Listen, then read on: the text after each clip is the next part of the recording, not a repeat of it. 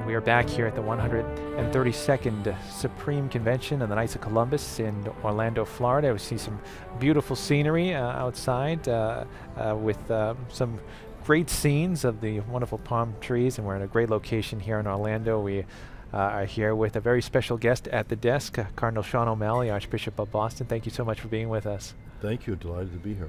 Great to be with you. Well, we had a wonderful day so far, Cardinal, and I wanted to talk to you a little bit about your relationship with the Knights of Columbus over the years. And I know you've spoken at the Supreme Convention before, and you are speaking at the homily for tomorrow's Mass as well. And maybe if you could share your thoughts on what it's like to be here at the Supreme Convention, being a part of it, and being able to speak to Brother Knights. Well, it's very exciting, and there's always a lot of energy. And having had the privilege of serving in 4 dioceses, I get to meet knights and their families from my former dioceses, which is very nice. The Knights of Columbus are the largest men's fraternal organization and do so much good in the church, both in our country and throughout the whole world. But certainly the emphasis on family life, evangelization is at the core of what the Knights are about, and they touch so many lives and are involved in so many different aspects of the life of the church, promoting vocations, serving the poor, the handicapped, promoting the gospel of life. It really is just an extraordinary organization. We're so blessed to have the Knights in our country and in our world. My dream would be to have a council in every parish. Yeah. It's kind of a turnkey solution, I think, for a pastor, in terms of incorporating men and families into the life of the parish. It's there, It's not just another group. Mm-hmm.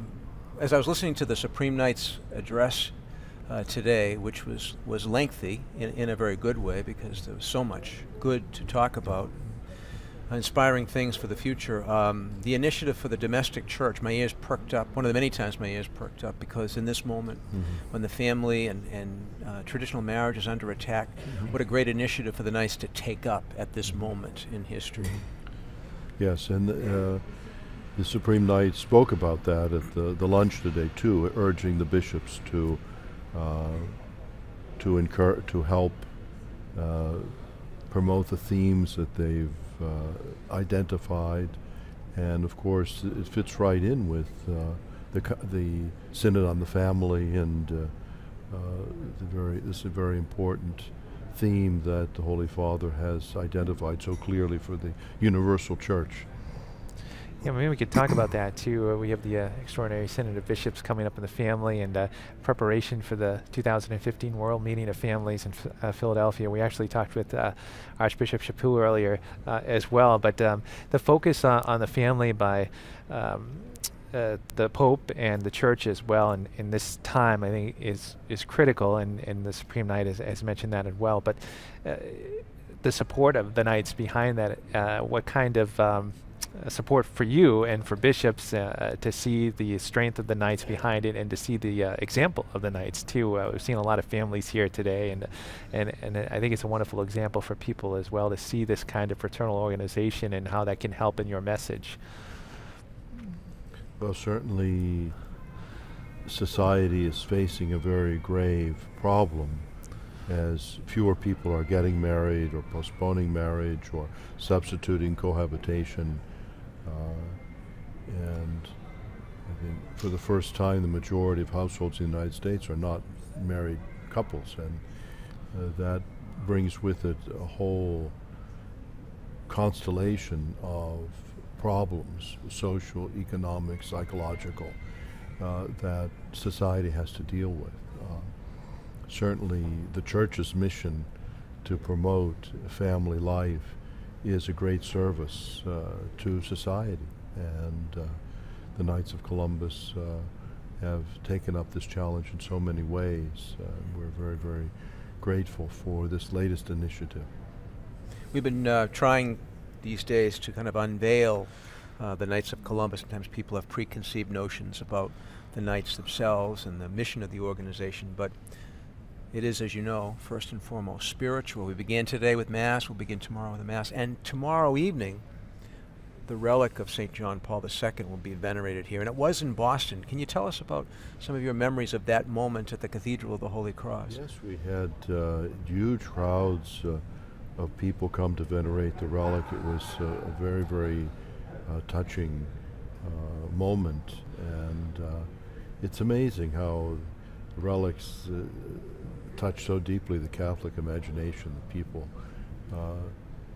make that instant connection and want to be able to visit a church when the relics are venerated. And we had the same experience when we had the heart of Saint John Mary Vianney a couple of years ago, and when the relics of Saint Therese were brought to the United States, wherever she was taken. It was just huge crowds constantly, and we're actually seeing some scenes from the Cathedral of the Holy Cross experience at the Cathedral of the Holy Cross.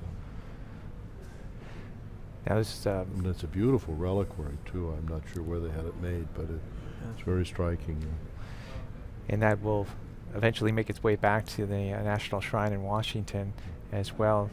And speaking of some great popes, Pope Francis has been wonderful for the church so far, and I wanted to ask you too about collaborating with him and what it's been like for you and that experience with working in that College of Cardinals and being so close to the Pope and being able to experience what's going on. Well, it's certainly been very, very exciting. It's a great privilege.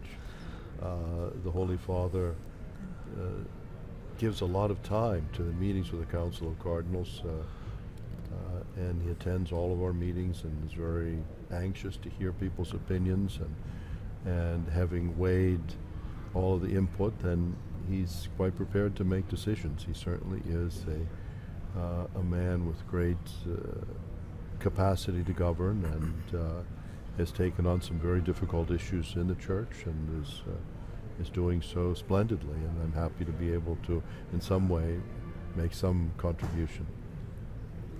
You, of course, are a man, a priest, a bishop, a cardinal, who knows well fraternity because of your brothers, the Capuchins, and you've encouraged us as priests in Boston to enjoy more fraternity because there's strength in numbers, and we've experienced the fraternity here today of the Knights of Columbus, and that's one of the blessings of this group, is the ability to work together as men, as families, as Catholics, to make a better world and a better church. And you can just feel it in the hallway here, the joy of the gospel in fraternity, don't you think? Yes, certainly. It's it really, the strength that comes from being part of a community, the encouragement, the good example, it all is a wonderful way of witnessing to one another our faith and our desire to live a life of fidelity to the gospel. We were talking about with Archbishop Chaput about the world meeting of families and the possibility of Pope Francis coming, and what it would be like to have the Pope come to America, and maybe some of your thoughts on that. And you think you might make a stop over in Boston? Well, who knows? We've invited him, and the mayor actually wrote a very touching letter, I thought, of invitation.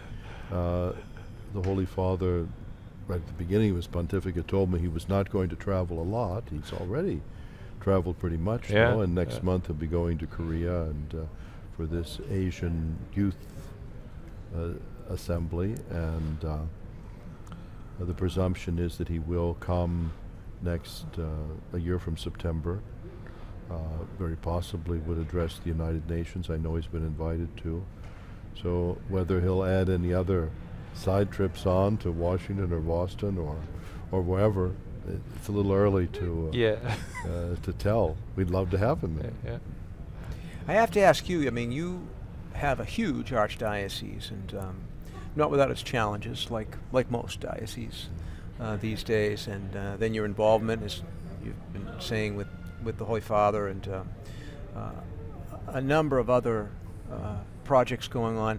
How do you maintain the pace? How do you, keep your prayer life strong? How do you remain so serene? What's your secret? I have great auxiliary bishop. No, there's a lot of good help, a lot of good leadership, and I think that's. And as I tell my priests, we all need to have a rule of life so that we have time and space set aside for God, for spiritual reading, for prayer, for fraternity, and I think that's very important. Well, we thank you so much, Cardinal Seán, for dropping by here. Thank you for being here, for all your wonderful ministry at Catholic Television. We're very proud of you. Well, thank you, appreciate it. We're grateful to the Knights for giving us the opportunity, along with Salt and Light and EWTN, to bring this to people and to all our viewers. We're going to take a little break right now. We're going to actually go to a Knights of Columbus video on vocation, so we'll take a look at that. We'll come back, and we're going to have the Rosary a little bit later on as well. So please stay with us as we continue our coverage here live from Orlando, Florida for the 132nd Supreme Convention of the Knights of Columbus. We hope you enjoy us.